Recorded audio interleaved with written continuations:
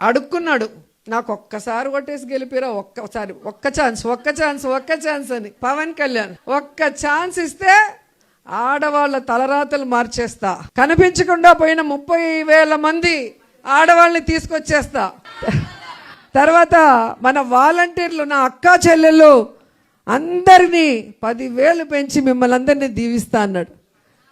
సుగాలి ప్రీతి పేరు చెప్పుకొని సుగాలి ప్రీతి వాళ్ళ తల్లి కన్నీళ్లతో గెలిచిన పవన్ కళ్యాణ్ ఈరోజు అదే సుగాలి ప్రీతి తల్లి కన్నీళ్లు పెడుతున్నా అపాయింట్మెంట్ ఇవ్వకుండా ఆ కుటుంబానికి న్యాయం చేయకుండా మోసం చేసిన వ్యక్తి. తెలుగుదేశంలో జరిగిన ఇష్యూని, సుగాలి ప్రీతి ఇష్యూని మన ప్రభుత్వంలో తీసుకొచ్చి అంత ఇష్యూ చేశాడు. ఆ కుటుంబానికి జగనన్న న్యాయం చేశాడు, కానీ పవన్ కళ్యాణ్ న్యాయం చేయలేదు. 30,000 మంది కనిపించకుండా పోయారు, ఇంటెలిజెన్స్ రిపోర్ట్ వచ్చిందని చెప్పిన వ్యక్తి 20 నెలలు అవుతుంటే 30,000 మంది కాదు 30 మందిని కూడా తీసుకురాలేదు. మరి ఈరోజు కూటమి ప్రభుత్వంలో ఇంటెలిజెన్స్ పని చేయట్లేదా అని అడుగుతున్నా. ఈరోజు వాలంటీర్ అక్క చెల్లెమ్మలకు 10,000 పెంచడం దేవుడెరుగు, మొత్తానికి ఉద్యోగాన్ని పీకి రోడ్డు మీద పడేశారు. వాళ్ళు ఏడుస్తుంటే కనీసం వాళ్ళ పక్క తిరిగి కూడా చూడలేదు.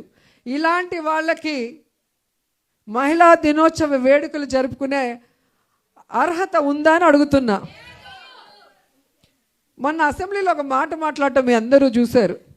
మన పవర్ ఏంటో చెప్తున్నాను. వైఎస్ఆర్సీపీ పవర్ 11 మంది అంటారు. పవన్ కళ్యాణ్ భలే చెప్పాడు, 11 మంది ఉన్నా 1100 మంది లాగా వీళ్ళు మాట్లాడుతున్నారు అన్నారు. సో కూటమి ప్రభుత్వం తెలుసుకోవాల్సింది, పంచ పాండవులు కూడా 5 మందే, కానీ 100 మంది కౌరవుల్ని ఎలా మట్టు కరిపించారో మన వాళ్ళందరూ కూడా జగనన్న ధైర్యంతో, జగనన్న ఇన్స్పిరేషన్తో ఎంతమంది ఉన్నామన్నది కాదు, బుల్లెట్ దిగిందా లేదా అనేది ఇక్కడ అసలు విషయం.